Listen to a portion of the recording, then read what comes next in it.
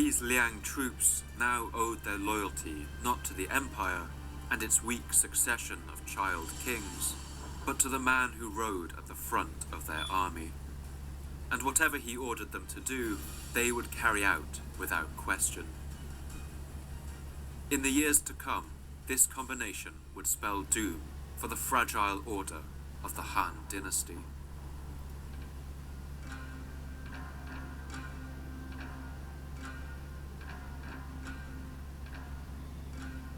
During the final years of the reign of Emperor Ling, the Book of Later Han records a number of dark omens beginning to appear. In the second month, on the 7th day, there was an eclipse of the sun. In the summer, on the 11th day, there was an earthquake. In the 6th month, a black emanation resembling a dragon came down in the eastern court when the emperor was present. In the autumn, a dark rainbow appeared in the courtyard of the Jade Hall. The emperor immediately summoned his wise men and counselors, but their advice was not encouraging. They were asked how these omens and strange occurrences might be halted. One replied, "When heaven sends a rainbow, all the world is angry and all within the seas is in confusion. A period of 400 years of government is reaching its end. Now a gang of concubines and eunuchs have combined to dominate the court, and they cheat and deceive your celestial intelligence. I wish your majesty might be hard-hearted enough to get rid of these evil associates." When the emperor heard this, he's said to have simply turned his back and sighed. These wise men were put in prison. They were later exiled, and the palace eunuchs arranged for them to be assassinated on the road. By this time, the eunuchs were despised by just about all the people of the empire. The wealth they had amassed was staggering, and it was now widely known how easily they could manipulate the emperor, as the Book of Later Han remembers.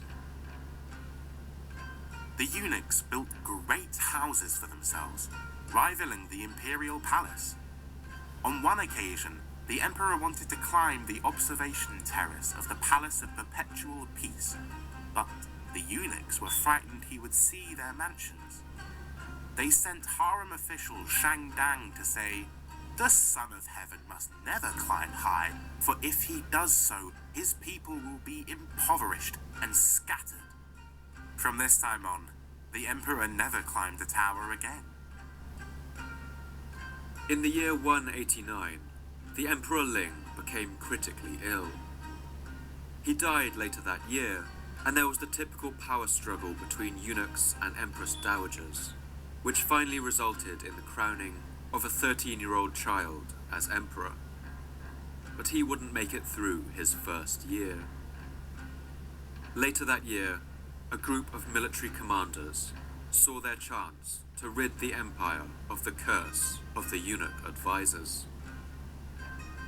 Among these commanders was the ruthless tyrant of Liang, the fearsome general Dong Zhuo. When he received the message asking him to become part of the plot, Dong Zhuo responded with glee. "The regular attendant, Zhang Rang, and his eunuch fellows have corrupted and disrupted all within the seas. Though it is painful to burst an abscess, it is better than a malignant tumor. I now sound the bells and drums of punishment and march to Luoyang, and I ask permission to clear away all evil and wrongdoing." Dong Zhuo arrived outside the capital of Luoyang in time to see flames rising over the city's southern palace. His co-conspirators had already struck, storming the city. The eunuchs were slaughtered in their mansions, along with many young attendants, killed simply because they hadn't yet grown beards, and were therefore mistaken for eunuchs. Stories are even recorded of palace officials stripping off their clothes so that the soldiers could see that they were not castrated. Other members of the government fled the palace and went into exile. One group of eunuchs tried to kidnap the boy Emperor Shao and his brother, and tried to flee into the hills, but Dong Zhuo's soldiers caught up with them. The eunuchs killed themselves by jumping into a river, and the two princes were brought back to the capital. This was a military coup, and Dong Zhuo was now the true power in the empire. 3 days after capturing Luoyang, Dong Zhuo deposed the young Emperor Shao. He was 13 years old, only a few years from becoming a man in his own right, and at that point he may have become difficult to control. Instead, Dong Zhuo set his younger 8-year-old half-brother on the throne, crowning him as the Emperor Xian. He would be the last emperor of the Han Age.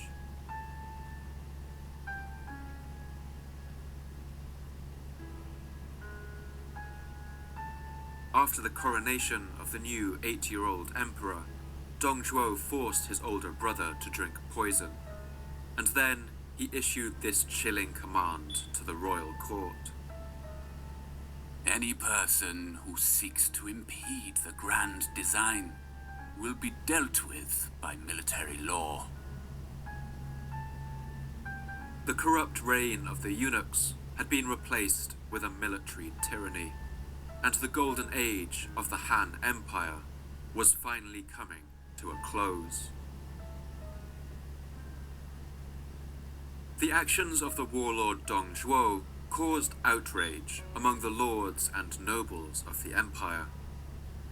As he sat in the city of Luoyang with the boy emperor in his clutches, dozens of China's formerly independent kingdoms declared their independence once more. Slowly, a resistance began to form against the usurper. This resistance was started by a man named Yuan Shao, who camped with his army on a crossing of the Yellow River, north of Luoyang. He sent out word that he intended to fight the tyranny of Dong Zhuo. He was soon joined by his brother and other nobles from the previous regime, and by the Chinese New Year of the year 190, their forces were swelling. Their tents would have spread out, bright and colourful across the plains, and soon they began to pose a real threat to the usurper holed up in the capital. Dong Zhuo knew that he could not hold Luoyang against an all-out assault, and as the rebel forces grew ever more powerful, he decided to take a drastic action. He would flee west, back to the ancient capital of Chang'an. He would take all of his hardened Liang soldiers and most of Luoyang's civilian population with him, and as he left, he would burn the imperial capital to the ground. Dong Zhuo's men burst into the city's palaces and temples, into the government offices and the houses of its people. They looted and burned and stole everything they could lay their hands on. They sent men out into the countryside to loot and burn in the towns and villages too, and Dong Zhuo even sent one of his subordinates, a man named Lu Bu, to tear open the tombs of the Han emperors on the hills of Beimang, and to despoil them of their treasures. The vast imperial libraries of Luoyang also went up in flames. Some books were written on fine silk, and the illiterate soldiers took them to use as screens, scarves, and umbrellas. Dong Zhuo ordered Luoyang's library in the eastern pavilion to be set ablaze. It had once taken 2,000 carts just to transport the empire's store of books from Chang'an to the new capital.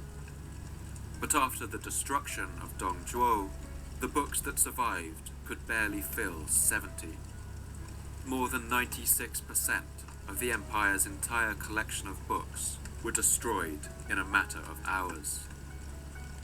Dongzhuo had the great bronze statues at Luoyang melted down and turned into coins.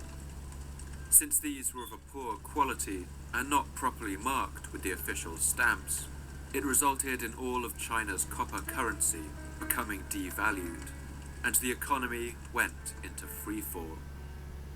According to the Book of Later Han, Dongzhuo destroyed everything within a distance of 100 kilometers outside of Luoyang. When the Emperor Guangwu had restored the Han Empire at the start of the 1st century, he had announced that he would rule under the sign of fire. But now it was fire that tore through the imperial capital's palaces, through the ornate pleasure gardens and libraries, through the homes and workshops of its people. The fires of Luoyang would have lit up the sky for days. The rebel lords camped on the river crossing realized what was happening too late. They now marched on the imperial capital, but when they reached it, they found only a desolate ruin. No large buildings were left standing in the city, and the whole land was covered in a layer of ash like a dusting of snow. There was barely anywhere to shelter. Dongzhuo had escaped with the Emperor Xian, and he had burned the empire's capital to the ground.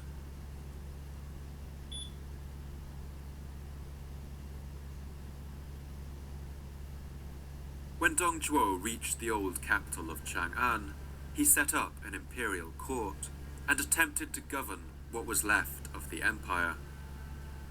Moving back to the old capital had solved some of his immediate problems, but it was still not a strong position. For one thing, Chang'an was more isolated than Luoyang had been. Dongzhuo had hoped that being closer to his home of Liang province would help him, but there the Qiang rebellions had burst out again and made those lands all but ungovernable. There was barely any economy left to speak of, and Dongzhuo's rule depended on the vast stores of treasure he had looted from the ruins of Luoyang.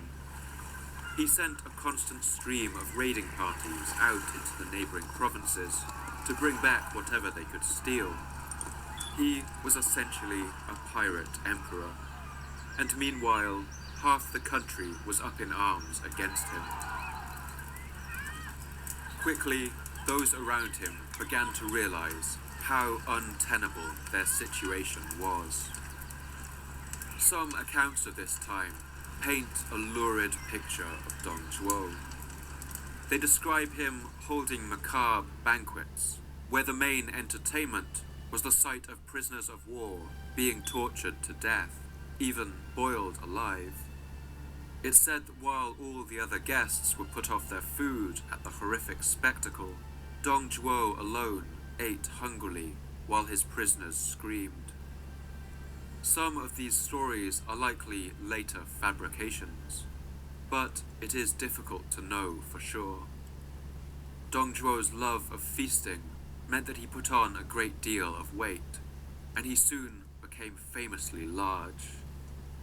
Dongzhuo soon became paranoid, and he built a vast personal fortress for himself on the Wei River, 90 kilometers from Chang'an. He stocked his fortress with 30 years' worth of supplies and spoke in confident tones about this insurance policy. If things go well, I shall be master of the empire. But even if I fail, I can hold out here in comfort, die of old age. This would not turn out to be the case. And it's here that the final comparison with Julius Caesar should become apparent. On the 22nd of May in the year 192, one of his bodyguards, a man named Lu Bu, decided that enough was enough. He plotted with a number of other generals under Dong Zhuo and decided on a course of action. When Dong Zhuo was on his way to inspect his troops one morning in his chariot, Lu Bu and the co-conspirators struck. They drew daggers and stabbed Dong Zhuo, and he later died of his wounds.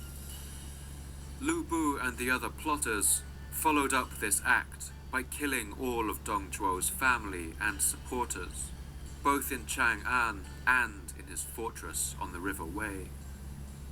Dong Zhuo's body was left in the street, and it's said that his killers mocked him by putting a candle wick in his belly button and lighting it.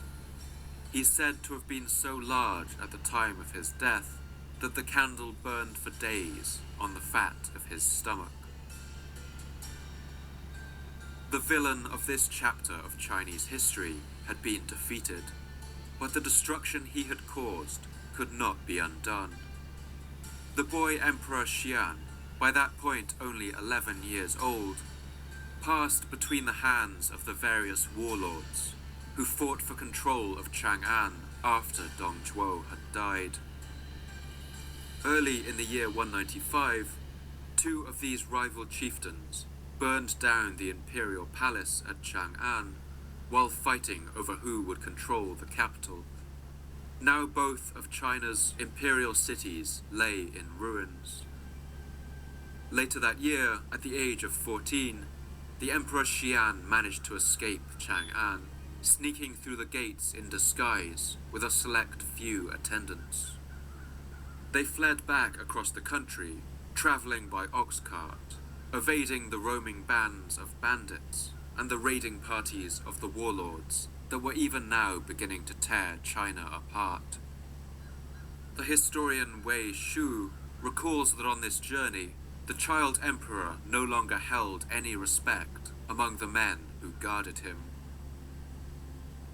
When the Son of Heaven met with his ministers, common soldiers hid in the bushes to watch, pushing and jostling one another to make a laugh. When he finally reached his once beautiful home of Luoyang, the Emperor Xian must have experienced something similar to the feeling described by the poet Cao Zhi, which opened this episode, when he crested the hills of Beimang and saw the blackened ruin of the imperial capital stretch out beneath him. By this point, Luoyang had been a ruin for 5 years. Brambles and ivy would already be growing over the blackened stones of the city's palaces. The young Emperor Xian and his attendants tried to move back into the ruins of the palace.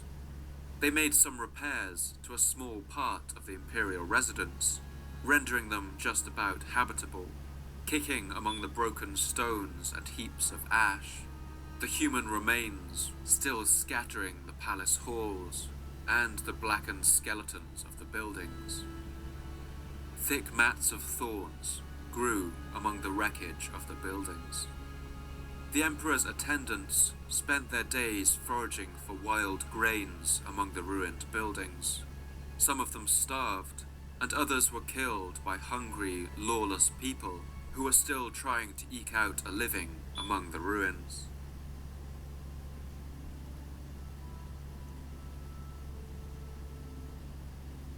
This tragic situation continued for a year, until eventually a warlord named Cao Cao arrived and rescued the child emperor. By this time, the ruler of all the Chinese, the holder of the mandate of heaven, must have looked like any other soot-blackened orphan wandering around the ruined streets of Luoyang. This General Cao Cao made one last attempt to reunify China under the restored name of Han, and he came close, but he was defeated at the Battle of Red Cliff in the winter of the year 208. The Battle of Red Cliff involved around 300,000 soldiers on the waters and the banks of the Yangtze River, and it has been called the largest naval battle in history. Cao Cao's failure confirmed the end of the Han dynasty. China was now divided into 3 kingdoms, and a new age of history began. The Emperor Xi'an was treated fairly by the victors. He was made a duke and lived out his life in peace and comfort. The young boy emperor, the last of the Han, died peacefully at the age of 53. The medieval writer Luo Guanzhong, in his medieval historical epic, known as the Romance of the Three Kingdoms, summarizes this period of Chinese history in the following way. The empire, long divided, must unite. Long united must divide. Thus it has ever been. The Han dynasty had been a remarkably successful ancient empire, but it was brought down by the corruption of its politicians and the power struggles in its royal court. Today, it gives its name to the largest ethnic group in the world, the Han Chinese, who, at 1.3 billion people, make up nearly a fifth of the world's entire population.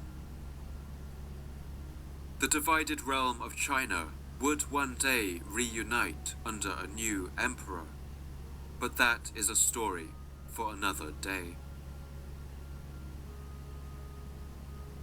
The ruins of Luoyang would stand in the fields below the Beimang hills, overgrown with thorns for decades, before anyone returned to repopulate it.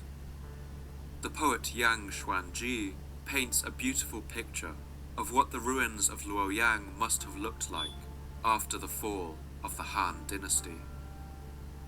城郭崩毁，宫室倾覆。 The inner and outer walls had collapsed. Palaces and chambers had fallen down. The monasteries and temples were reduced to ashes. The pagodas and stupas were in ruins. Walls were covered with mugwort. Lanes were lined with thorns. Wild beasts burrowed in overgrown stairways. Mountain birds nested in courtyard trees. Vagrants and herd boys lingered in the avenues. Farmers and old tillers planted broomcorn millet by the twin gateways. 蜀离之碑，幸哉周氏。 More than half a century after the burning of Luoyang, the poet Zhang Zhai visited Mount Beimang, where the tombs of the great Han kings had stood for centuries. But what he found there was only a series of ruins. Dong Zhuo's men had destroyed many of the tombs and stolen their treasures, while grave robbers during the years of chaos had seen to the rest. The walls of the mausoleums had crumbled, animals had made burrows between the fallen stones, and children now played among the ornate carvings. 北邙何累累，高陵有四五。借问水 On Beimang, how the graves join one to another. I would ask whose graves these are.